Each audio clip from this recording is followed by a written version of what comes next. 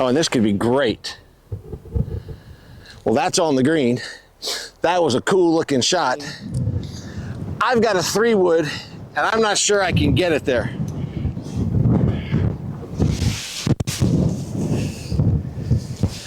I pulled it left of that bunker.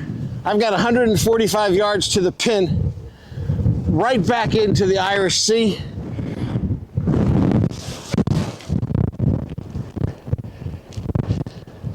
Golly, that wind ate that golf ball alive.